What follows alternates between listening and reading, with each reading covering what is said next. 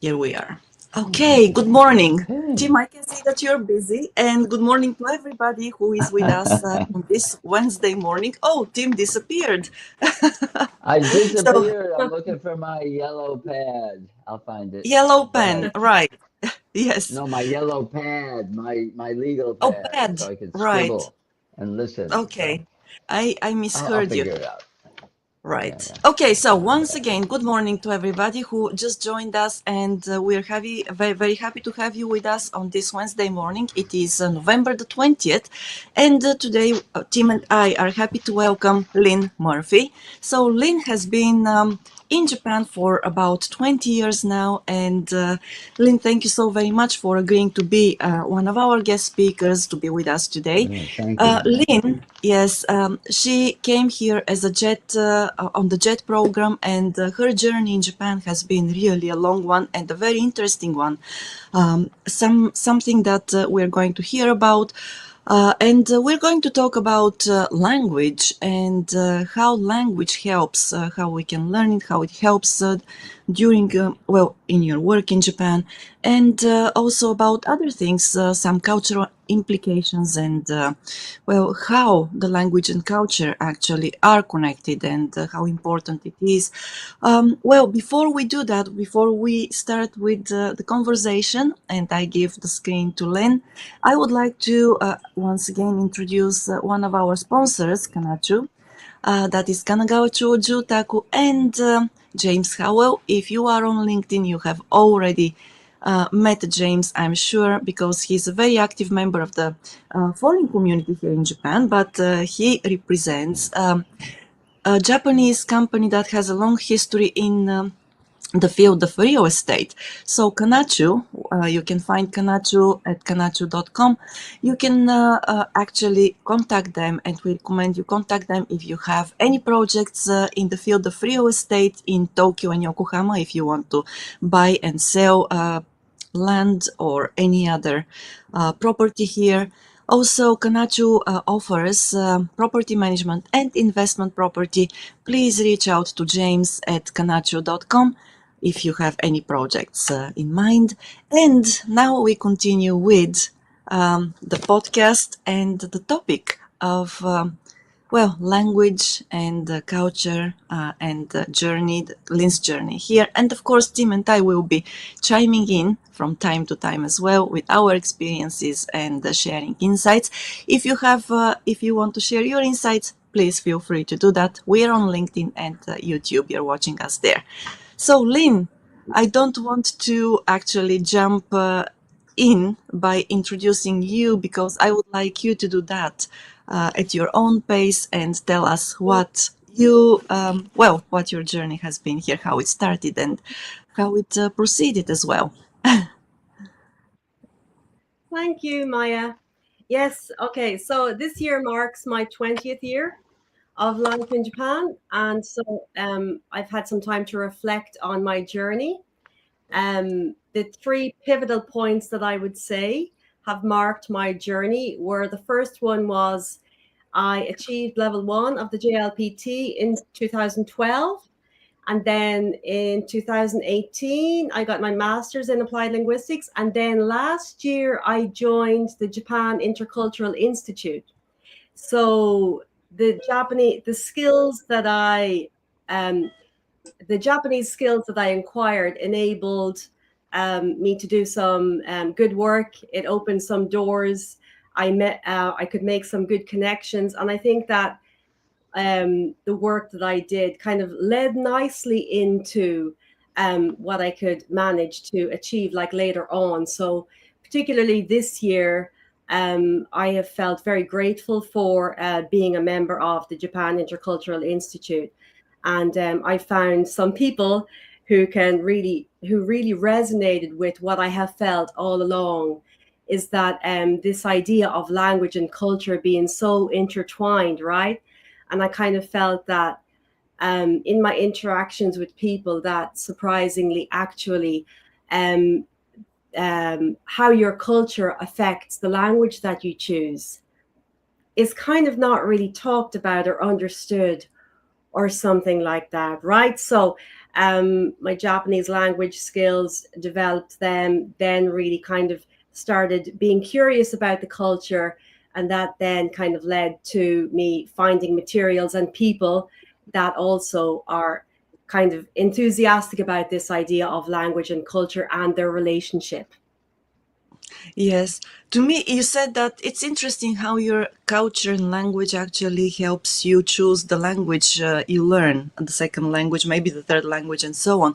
But what Mhm. actually drew you to learning Japanese? Because honestly, Wow. personally, for me, I didn't. I thought that learning the language was a very scary experience, even before I started. Yes, Right. and because of the kanji It's still characters. Now, scary. 41 years later, I'm still scared. Running scared. still scary, yes.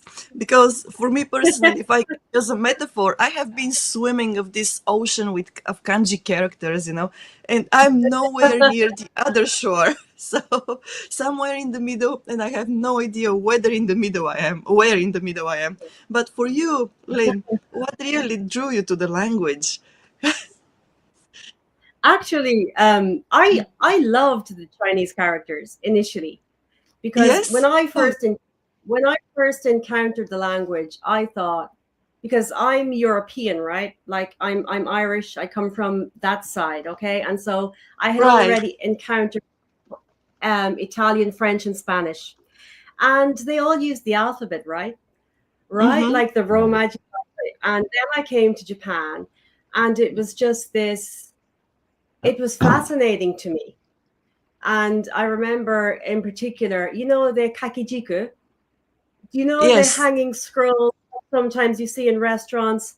And it would have, it's kind of like poetry. I mean, the way that Yeah. the Chinese characters are written, it's like art, right?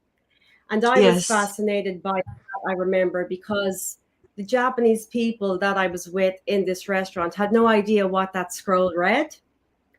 Mm-hmm. And I thought, oh, wow. Right. And then, but increasingly as well, I have found that Chinese characters are baffling for even Japanese people. Oh, for sure. Right. Mm. Yeah.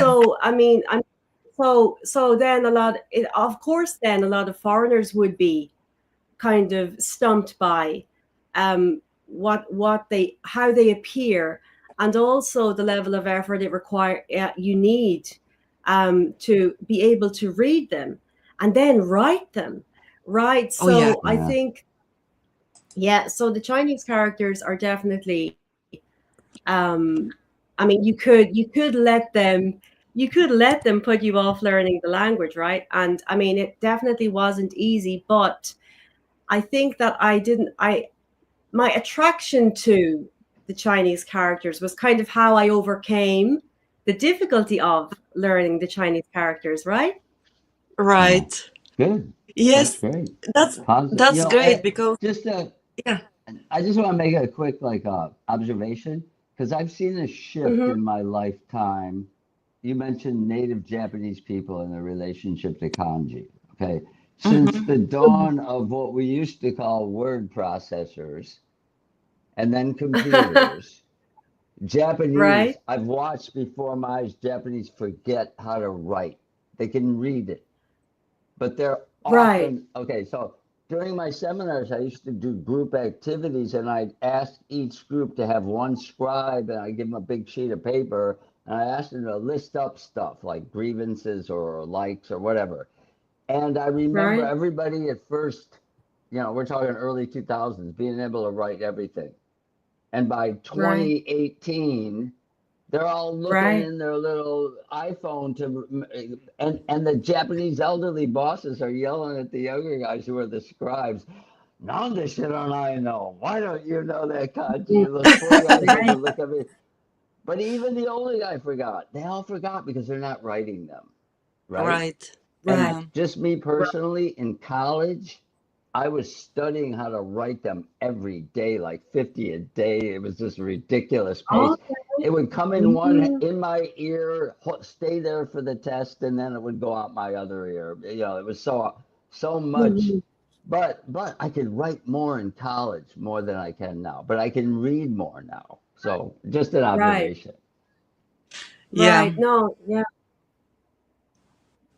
No, I remember when I was here in Japan and my friend, one of my friends came to visit, and we were just driving. We were in Sapporo at that time, and I was still studying kanji characters back then, right? And then, of course, in Sapporo at that time, it was still 2004, even before the World Championship, the soccer World Cup here, in 2008. Yeah. So not all the signs, the road signs, actually very few signs were in anything but kanji characters and hiragana and katakana. And then we were driving by one of, those signs, and she said, "So could you tell me why one of the kanji characters looks like a house and the other one looks like a square?" And I'm like, "What are you Yeah. talking about?" Because Mhm. I didn't see them as a house and as a square. So I Right. honestly didn't Yeah. know what she meant by that. So I had to turn the car back. We had to go back, and actually stop in front of that sign. And to her, she pointed each one of the kanji characters, and I was like, Mhm. "Oh, I see." And so the one which looked like a house to her was the kanji for minutes, like or particle, fun, right? Right. And Right. I was like, Yeah. how does it look how does it look like a house? And then the other one, right? Yes, yes. And the other one, which she meant, was the kanji for hatake, uh, Mhm. like Hatakene. tambo, which is looked for a rice Yeah. field, Yeah. or Sure. and Right. and I'm like, okay, this does look like a square, but it also has four other squares inside of it, right? So it was really Mhm. fascinating because Yeah. once you start learning the kanji characters, your perspective changes. And maybe if, Yeah. right, if we had had that conversation before I started learning, I would have understood immediately what she meant. But once I started learning the language and writing them and, how they are pronounced and so on, she said a house and a square, and I was totally lost in Yeah. that I explanation. I to me the tough part was getting over the psychological barrier. Like when you grew up reading the alphabet, our Mm-hmm. brain says this shape has this sound. So I transfer the sound into my head and then I do the next process. What does it mean? Yeah, I'm slowing it down, right? But Mm-hmm. kanji, you don't even have to know the pronunciation and you can, except for the particles, the hiragana part, you have to. But when you look at the characters, sometimes my wife is reading something. I go, "How do you read it?" She goes, "I don't know, but I know what it means." You know what I mean? Like the Yeah. meaning is going directly in their head rather than having to go for the sound first. Mm-hmm. You don't Mhm. need the sound if you understand what the character means, or the group Right. of Right. characters, the jukugo. So it's a little bit Yeah. psychologically, it's a different process, right? Absolutely. Yeah. So I wrote, so that's what I've been kind of thinking about recently. So, what is happening in your brain when you're processing the reading of the Right, Chinese character, right? And I think right. that, so learning to read the hiragana and katakana, like Yeah. it's logical, right? So you learn how Yeah, it sounds, it reads how it sounds, right? Mm-hmm. So right. that can be mastered in 1 or 2 days. Actually, that can be mastered in a couple of hours. And I think that that's what the fascinatingly kind of weird, and that's what the weird thing is, right? Because it's like that's how complex the Japanese language is. So you can Mm-hmm. totally have hiragana and katakana down, and I think that's how most people communicate, right? The Right. people Yes. who Yeah. don't know how to read. So, I mean, it's a whole other thing to be able to process Japanese text. So, Mm-hmm. if you can read and if you can write it, you're in a whole other world. That's what I have found, this year as I've been reflecting on what I can do. So, um, I can read through Japanese text quite quickly now. And Right. I mean, really, I'm really grateful for that skill that I have now, because Mm-hmm. back in the day it would take me, like, I struggled to read something quite quickly, right? But now I Yeah. can scan through the text and process it and kind of get the job done. And so I think that if you're living in Japan long term, it is really a skill that serves you, right? Like if you Yes. process, if you have to process an official kind of a document, Yeah. Mhm. and it's Yeah. it's a kind of, it depends, your personal That's a big one. circumstances are Yes. connected to this official document. You don't want to have to ask somebody else to do that for you. You want to be able to read that by yourself. And, Indeed. you know, Yeah. right. So, but I think that the tricky thing is, for a lot of expatriates, is that initially they don't intend to be here long term, I think. I mean, I did not think I was going to be here for 20 years. Right. Yeah. I did not think, Right. right? Yeah. So I Yeah. remember, Maya, the Yeah. last time we spoke, you said that the short term expatriates Mm-hmm. don't really immerse themselves or apply themselves to the studying, right, of Japanese, because they're like, I can communicate and that's all I Yeah. need to do. So good. But yeah, that's what I have found.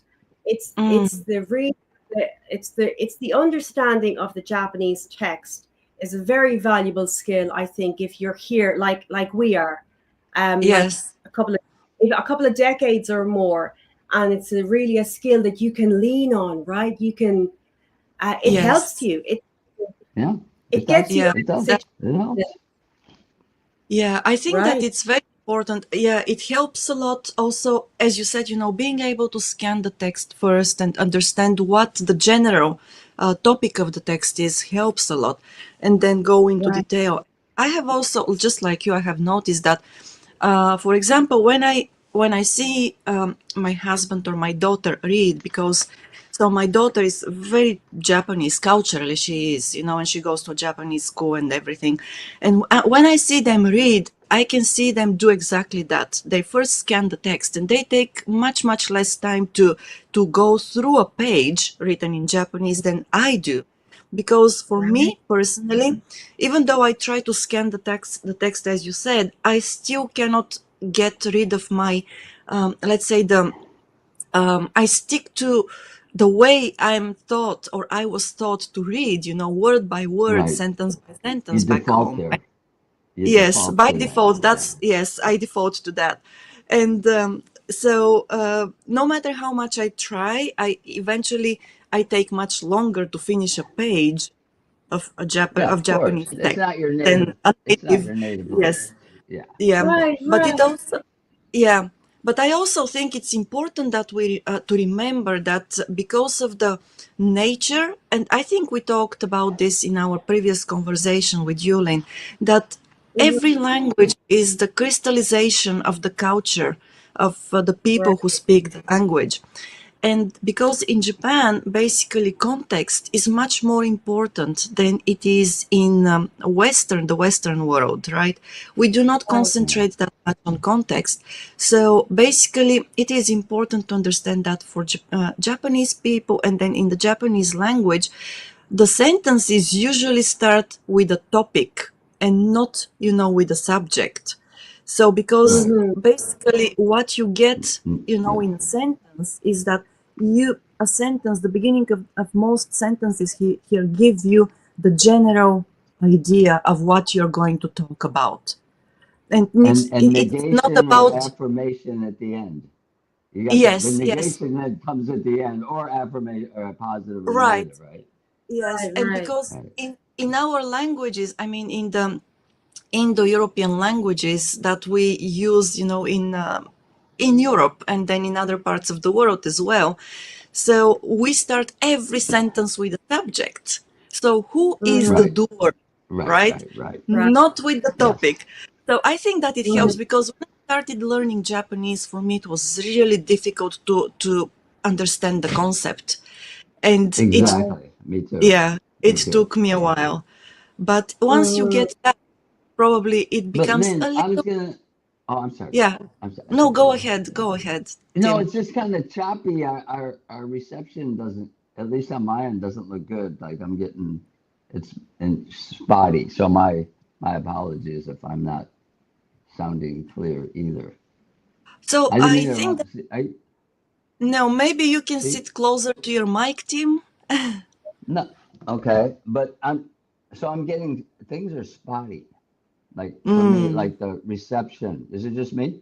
I hope it looks better for the people Yeah, on the because I watching, but can, yeah, I can see you quite well. And with Lynn sitting, you sitting closer to your computer, it's a little Mm-hmm. bit better. Yeah. we're some of you are disappearing, so I don't know. That was my I Hmm. can't like it blacks out sometimes. Me too. Anyway, let's put that aside. So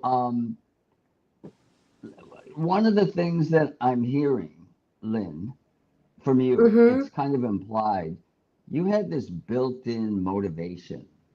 Like it's like you Right. had this desire for whatever reason. Oh, we lost my. For whatever reason, you had this desire to learn Japanese. And to Uh-huh. me, cultivating that motivation is like the most important part of the process. Because once you get the Right. motivation, the rest is going to come because you're going to want to continue doing it, right? Right. So Right. I feel like you're very fortunate to have like kind of had that motivation wired into you from the beginning. It wasn't for me. Mm. You know, I was forced here. Mm-hmm. And then I found a motivation. I wanted to connect with my friends. It was really simple. I had new friends and I wanted to understand them. And so that was my Right. motivation, you know. And, Right. you know, but not everybody is in my situation either, right? But I did it first reluctantly and then I embraced it. It took me a while, you know, about Uh-huh. a year to get to that point. Okay. So I Mm-hmm. kind of envy folks like you who just have it from the beginning. Right. Welcome Okay. back, Maya. Well, welcome back, Maya. Thank you. So, um, right. I mean, I think it's interesting because nobody has actually mentioned to me before about the motivation that I have had for studying Japanese. Like it definitely hasn't been consistent, if you know what I mean. Like, I mean, there are definitely points along the way where I lost the motivation. But I think that what's I important understand. to keep yourself motivated is to, I would say that the people that showed up in my life helped to kind of helped me sustain the motivation. So, for example, the Japanese skills led me into contributing to a project that was exciting, or I met some people that were interesting, right? And that kind of helps you maintain your motivation, because when you can see what your skills are allowing you to do, that's what I think the important thing is. Because the process can be quite daunting, as we just spoke about how difficult the Chinese characters are. But I think you need to integrate the fun parts too. Right. So, um, right. So, I have these skills now, and then I met this person. Great. That kind of thing. Yeah. Yes, I think that works really well because for me, my first couple of jobs in Japan did not require Japanese, and I actually I lost motivation, and then eventually I still really wanted to find a full-time position and everything, and so at the end of the day, what happened was my husband said, do you want to find a full-time job? And I said, yes, then you have to work with the Japanese company. And I said, okay, Right. but if you want to work for a Japanese company, you have to learn more Japanese. You have to go to the Japanese language proficiency test. So start, get serious about learning. And that's when I got Right. serious, actually, right? And yeah, eventually I started working full time. And because of that job, I realized that I still needed a lot of vocabulary.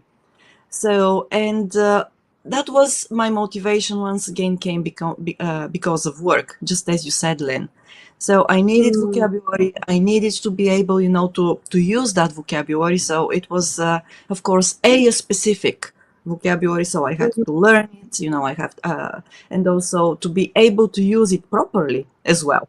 Because you can learn vocabulary as much as you want, as many words as you want, but if you don't know how to use that, then it's really difficult. So yeah, I believe that basically the practical application is a very, or the need to apply, your language skills in practice is a great motivator to Right. learn. You're thrown into that situation. In your Mm-hmm. sense, you kind of threw yourself into that situation. Yeah. And Mm-hmm. it's almost like, okay, you threw yourself into the situation. Now you have to adapt. Like it forces Right. you. In your Yeah. case, you got the job with the Japanese company. Same with me, exactly the same with me. And it was so hard because I didn't know any of the vocabulary at the beginning. I had to like learn all this stuff in Japanese. I didn't even know it in my own language, right? So it's pretty daunting to, but that's how you grow. And you did the same thing, Lynn. I mean, you threw yourself into Mm-hmm. first the JET program, and then Right. Yeah. you know, The JET made program. it what it is today. So there's something Mm-hmm. to Mm-hmm. be said about that, those Yeah. situations. Mm. Yeah. But Yeah. also, I don't know. So, Lynn, you have worked in different areas, I believe, different industries as well. Um, Yeah. Yes. So how did you manage that? Because we also know that, just like with every language, but in Japan it is even more so, when you move from one industry to another, you do have to catch up.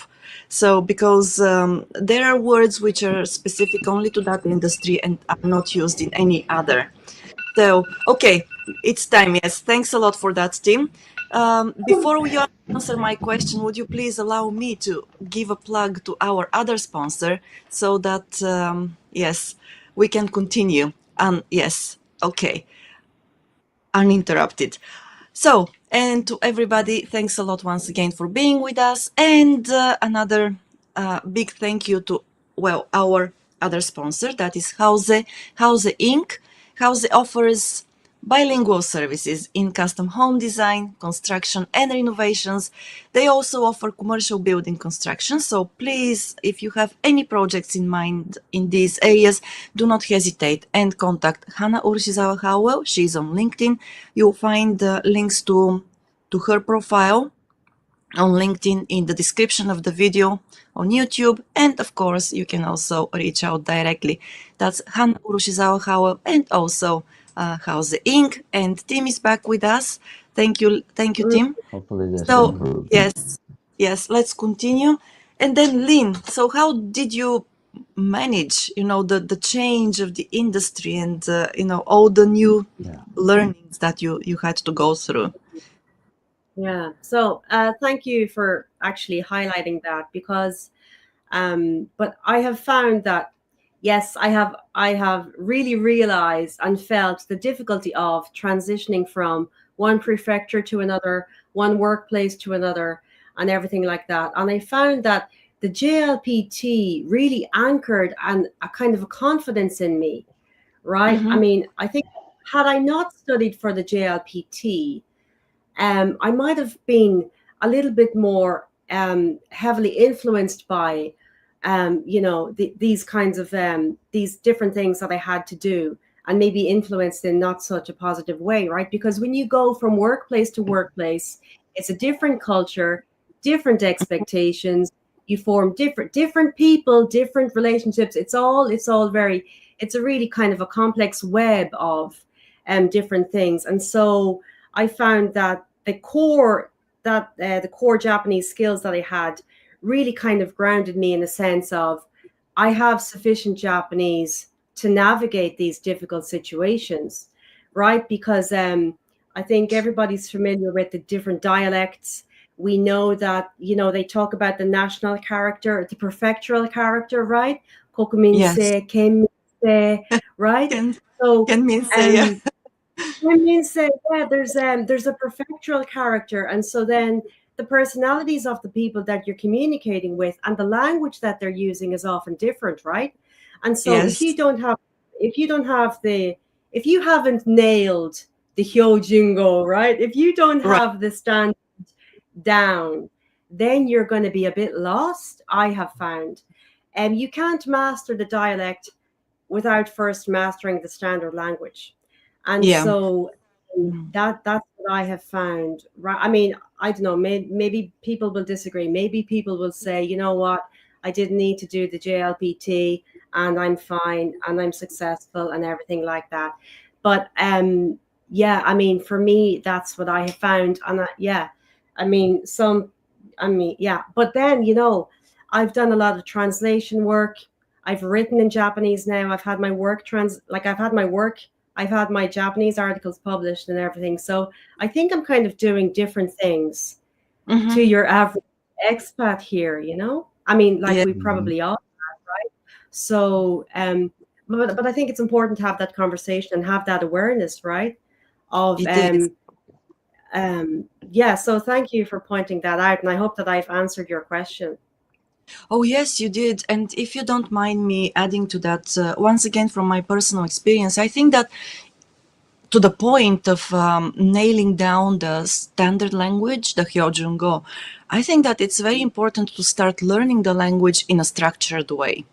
Because, and once again, I would say, just like as you said, Lynn, that for everybody, our brains are sometimes wired in different ways, and some people are much better starting, with the conversation of Japanese, and that's perfectly fine.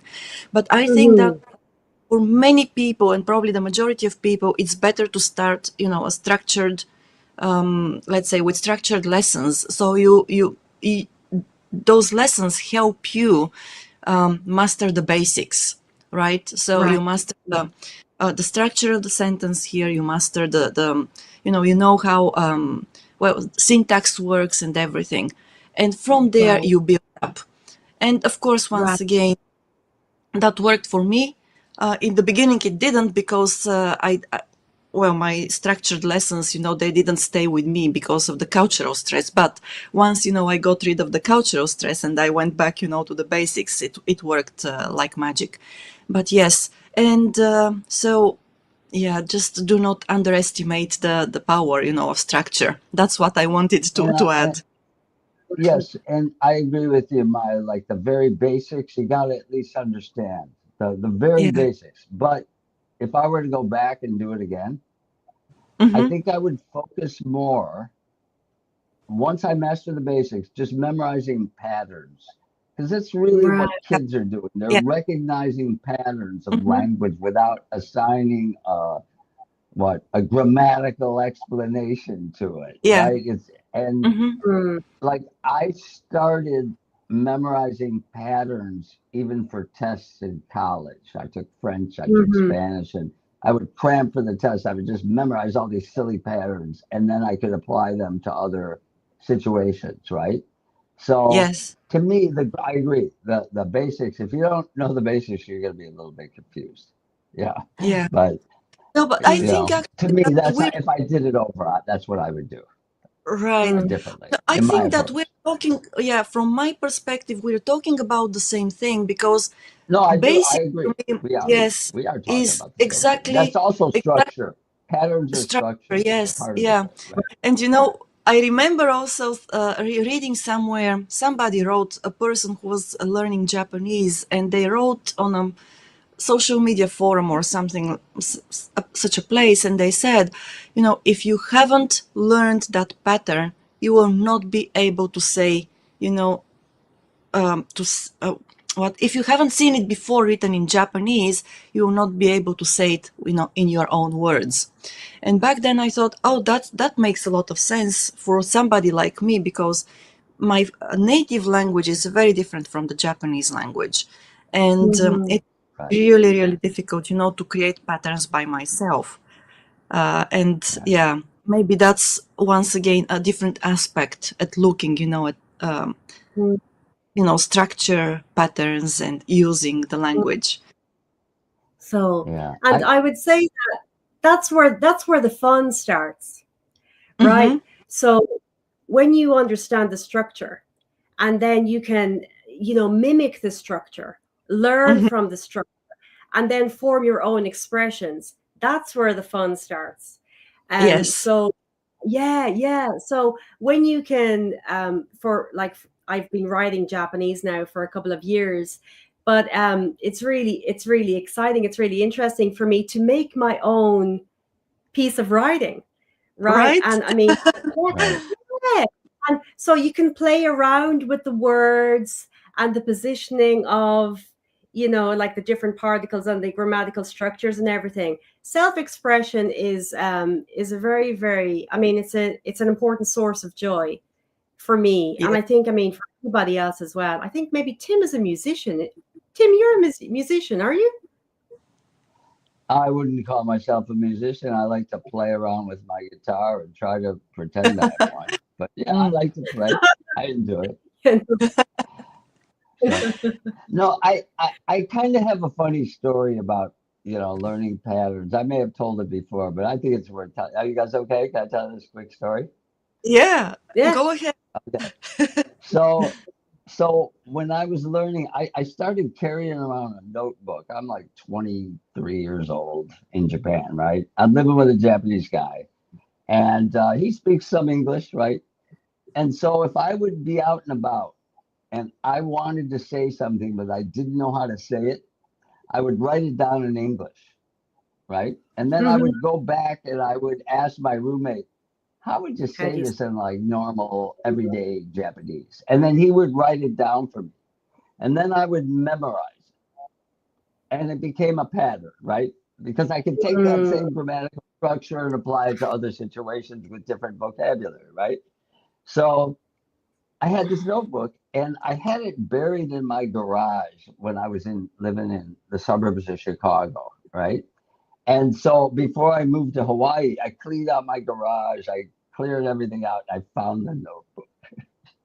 And in the notebook, like the first sentence in the notebook, it says, you're going to laugh. This typical American, right? 追加料金を払いますので、チーズをたくさん乗せてください。and and and the reason I learned that, which is my roommate, who's also a really good friend. I've known him for 45 years, Japanese guy. He's older than me, right? He's like a Nissan. We would go out to restaurants together, and I would order like pizza because I'm a stupid American. I would ask for extra cheese, right? And I assumed they would charge me. I didn't know that I should tell them, right? So Kenny, he told me, Tim, you got to let them know that you're going to pay. And then he taught me how to say it. So that's the first thing I ever wrote down in my notebook. But again, if you think about it, nani nani yo shimasu no de nani nani yo yatte kudasai. It's a pattern, right? right, Yeah. So now you can right, apply that to other situations, right? So anyway, Yeah. right. it's kind of a silly statement about me, younger me, and how clueless I was, or asking for all that stuff. Yeah. Well, but at least you learned how to ask for cheese. More cheese, Right. right? Yeah, lots of cheese, extra cheese, and then I would pay for it. And I was not trying to get anything for free, God forbid. So yeah. Yeah. I think that's really funny, and it's also a really good example of practical application, I would say. Mhm. Right. Yeah. That kept me Right, motivated. I right, couldn't Yes. right. wait to order my next pizza just so I could use that expression in Japanese. Couldn't wait to do So, Right. so yeah, it. Japanese.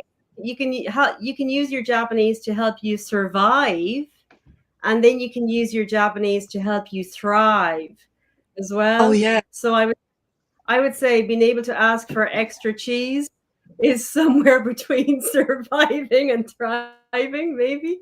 Yeah. It's a step in that direction. Um, Indeed. and then when I really knew it, I thought maybe I shouldn't ask for cheese. I don't want to insult the chef. I kind of eventually got to that point where I was almost like very careful. And it's like they even have restaurants here where they have in Seinfeld. It was the soup Nazi. You go in and he was a real strict guy, and so I've seen ramen shops where you're not allowed to put anything in it. The chef gives it to you, and you better eat it the way it is. Otherwise, they'll be really mad at you. I actually saw this documentary on it years ago. It was hilarious. My wife and I watched it. But so I'm like reluctant. Let the chef be the chef, and respect. I'm not saying you shouldn't order extra cheese, but I'm saying I'm more reluctant to do stuff like that now, knowing, Right. reading the air and the culture. Yeah. But it's also Mm, funny because I have a story from Osaka. We went to Osaka. It was already maybe 15 years ago, and to a ramen shop, because you mentioned the ramen shop, Tim. And to a ramen shop, and then on the menu, they had just about five different kinds of ramen bowls, right?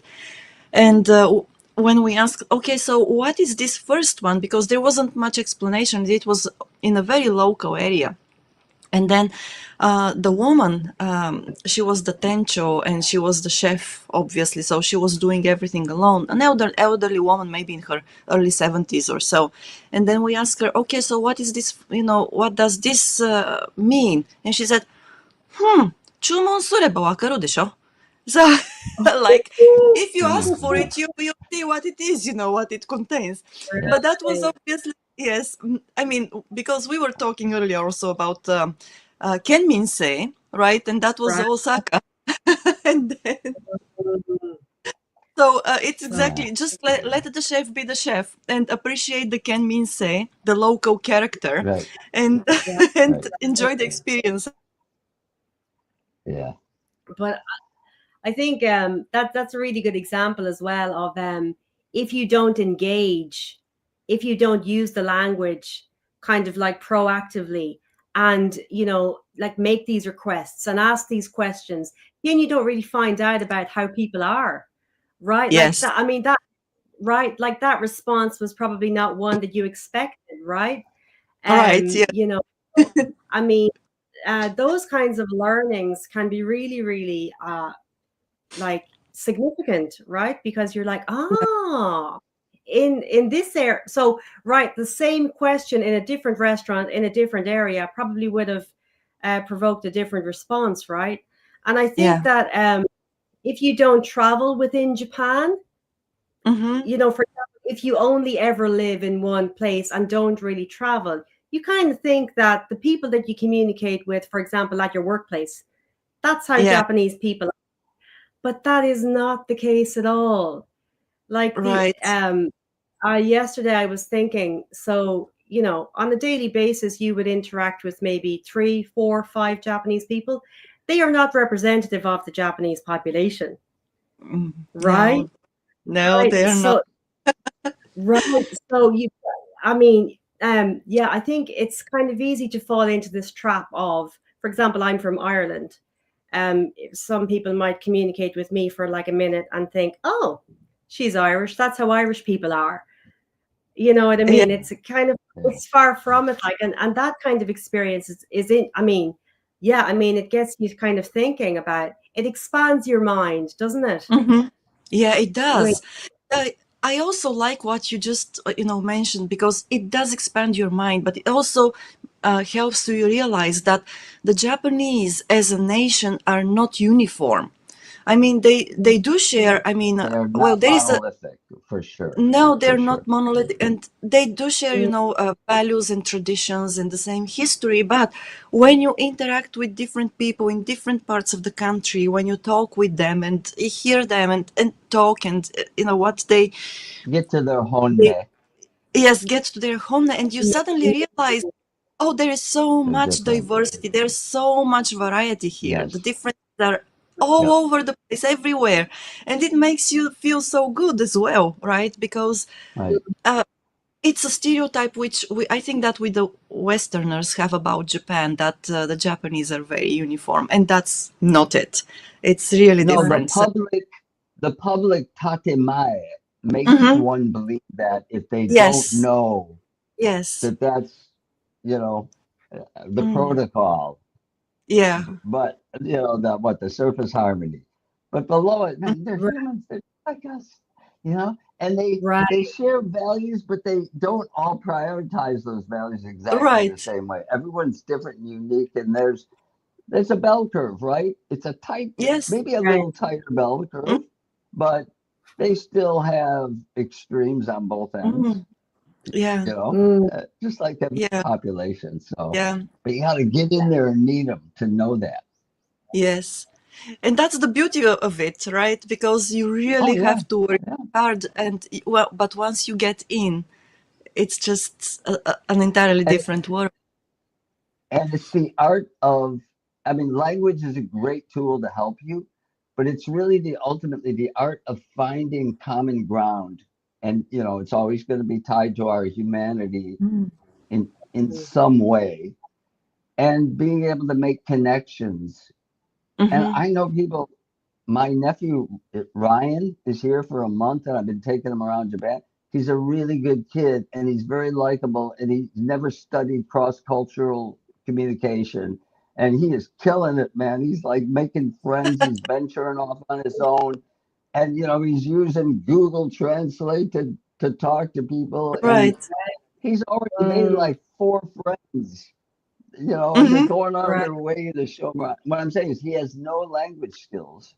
Imagine if he learned Right. Japanese, he'd be really killing it. Right. So, I mean, Yeah. I Right. think that is an underrated aspect as well, because the language is just to help you get there, but you got to have, I don't know what to say. Like, it's almost he's a prodigy. There's certain people who do it.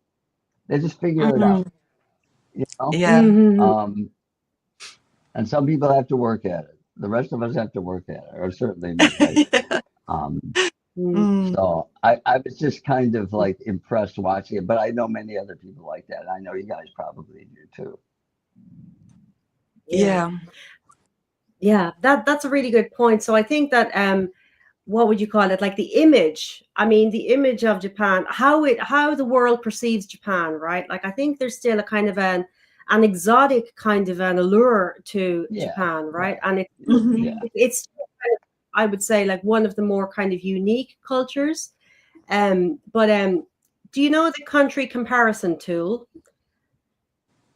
Oh, you No. mean the no? Japan? What comparison is that? Is there So another country we need to compare to Japan? Is that what you're asking? there's a country comparison tool, and this is Oh, available online. And this Oh, is right. available Yeah. on. gotcha. Mm-hmm. You can compare how countries fare in terms of individualism, power Right. Right, distance, right. and stuff like that. And Hofstad. interestingly, yes, yes. The Of So map. course, yeah, Yeah. interest. Hofstad. He's famous. Yeah. Yeah. What I found Yeah. was interesting is that on the point of individualism, Japan is like not very low, right? Mm-hmm. So Yeah. there's this idea that it's a very collectivist culture, but actually it might be quite individualistic too, Mm-hmm. right? Sure. So, Yeah. and I think they kind of so right, like you were saying, Tim, on the surface it might be collectivistic, right? But then when you Right. engage with people, you might realize that actually people are very individual. So, They. Mm. And they might keep it inside private or in their tight circle so you don't see it unless you're really close to them. Like I've Yeah. seen that. right, right. I Yeah. Yesterday I hiked Hakone, Mm-hmm. right? And my wife's childhood friend led the hike with her husband. Now I've met them. I've met the husband like 4 times. Very short meeting, right? Yesterday during our hike, as we talked, I found out he graduated from my college, university, Oh. ICU. Okay. He spoke English, which I did not know because we were always speaking Japanese. But he was speaking because my nephew Ryan was there. Okay. And then I said, "What year did you graduate?" And he said, "1985." I said, "I graduated in 1985." Oh, He wow. goes, What did you major in?" "Communication and culture." I go, "That's what No I majored way. in." Like he never said he never said a word about that. And that his wife knew that I graduated from there. So I had no way of Right. knowing any of that, right? He kept it Yeah. inside, Um, see, people surprise you. So now we're best Right. Yeah. buddies. We're best Yeah. buddies Oh, wow. just because we talk about that stuff. Yeah. A connecting Mm, point we didn't know we had, right? Mm. So Right. it's a right. sweet hike. By the way, 12 So, kilometers we hiked. Oh, wow. お疲れ Good. 様でし Yeah. た. Yes. Yeah, I'm tired. I'm worn out, but it was fun. Yeah. Mm, so, Yeah. But I Yeah, like it these are because, very, yes, it's yeah, also funny once again if we go back to language. And Lynn, what you said that, yeah, surprisingly, Japan doesn't rate very low when it comes to individualism.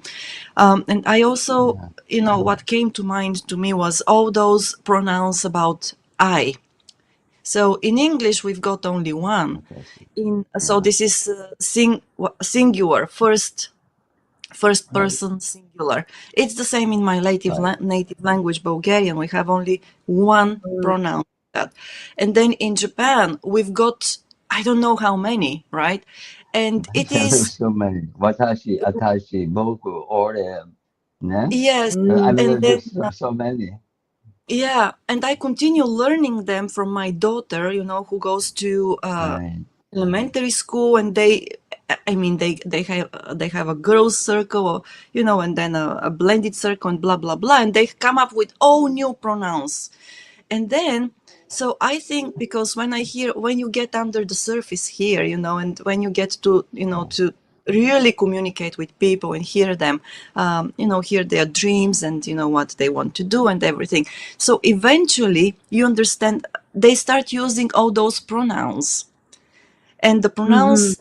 So, and because we are used to, especially in formal Japanese, and I have done some translation too, it's very difficult to find, the subject of the sentence when you mhm. have, when you read texts which describe, what an organization wants to do and will do and blah blah blah.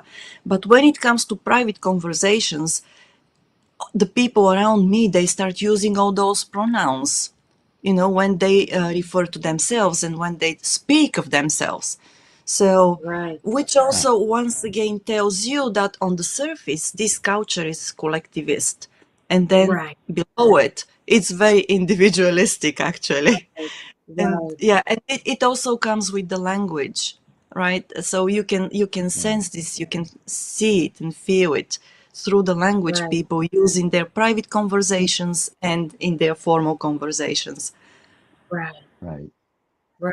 They're brutally Yeah, direct when you're in the inner circle, and they can be extremely polite and indirect when you're not, and right, too right. situational dependent. Yeah. Very good. Right. Good. Yeah, yeah. So, I have right. So, I have found that, I mean, what is communicated is relationship dependent, right? So, for Yes. example, Mm.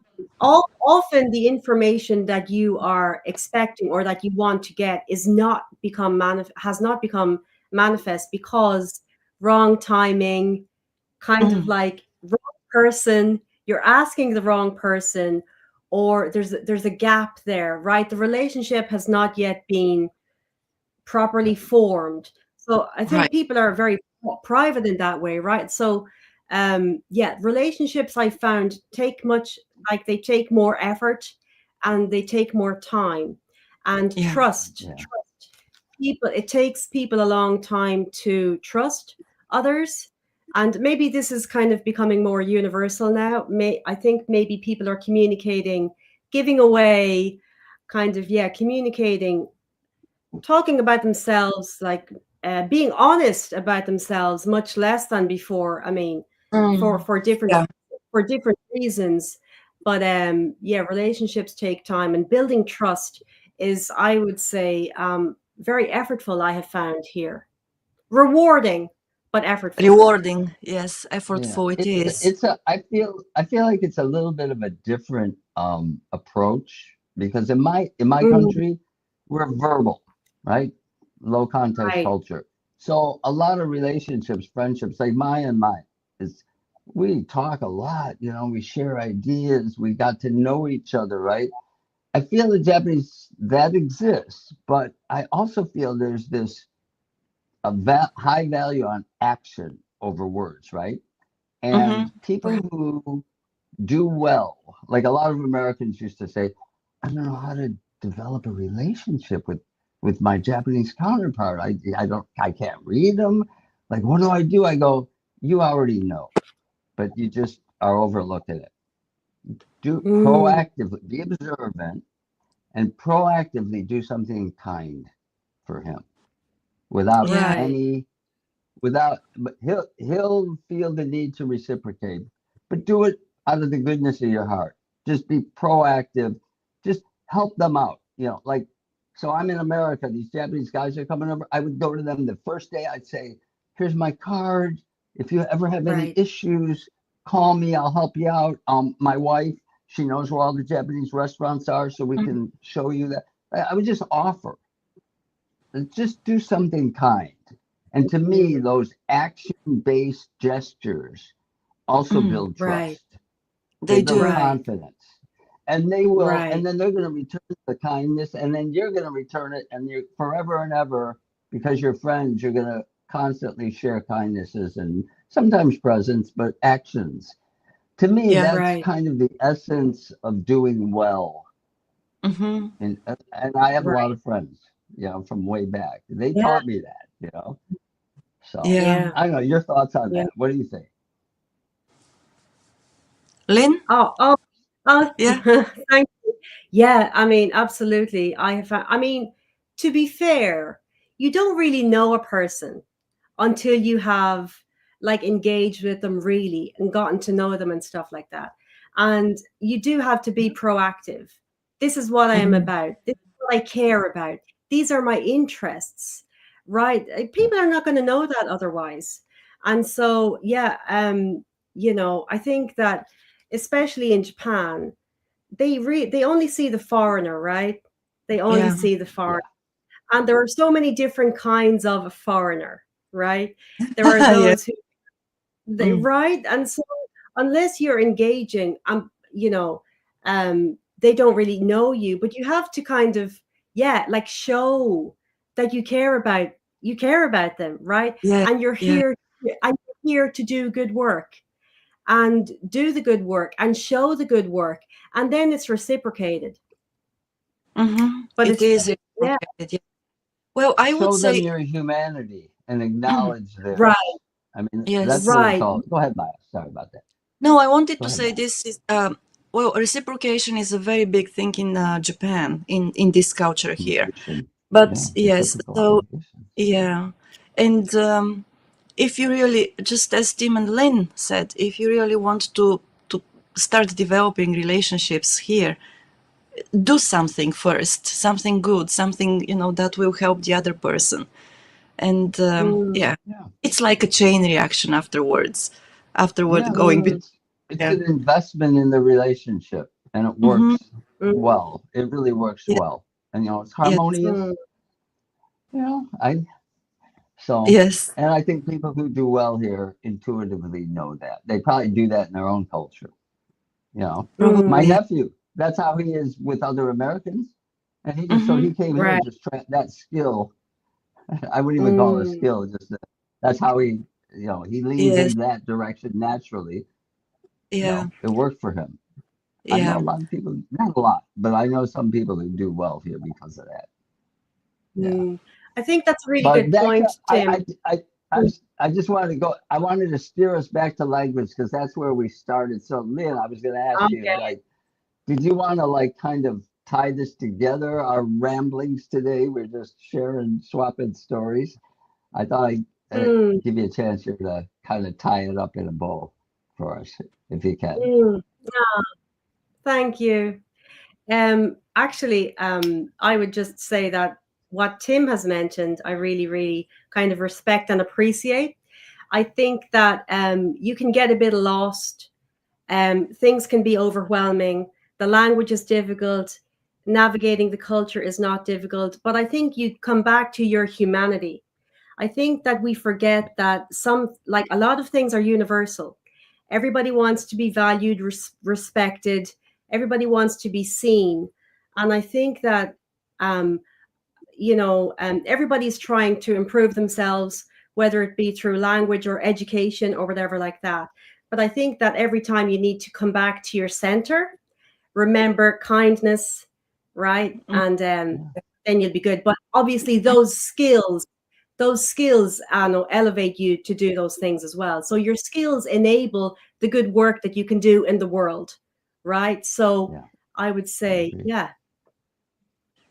Well, thank you very much for that. Yes. Well, Look at go this, ahead. time flew by. We had so much fun talking. It's already Yes. 9:01. So I know, Maya, you got to tie this up with a word from our sponsors, and thank you for your for closing out, Lynn. I enjoyed today's conversation very much. Yes, Mm, very much yeah. so. And I think that we can talk about this forever because there are so many aspects we haven't touched upon. And if we have a chance, to continue this conversation with you, Lynn, I'll be very happy to have you back at some Mm, point, time when it is convenient for you. And mhm. to everybody who stayed with us, thanks a lot. We hope Thank that you for hanging with us. We appreciate it. yes, Thank yeah. you. We hope that, our conversation was interesting, helpful to you, hopefully. And, we'll be here once again this Sunday morning with Japanese politics, next Wednesday morning once again, when we'll be talking about a different topic, but once again related to Japan. So, okay. Thanks to everybody again. Lynn, it was a pleasure having you with us. Tim, thank you very much for the stories.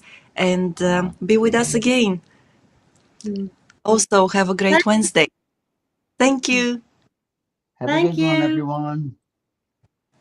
Bye. Bye.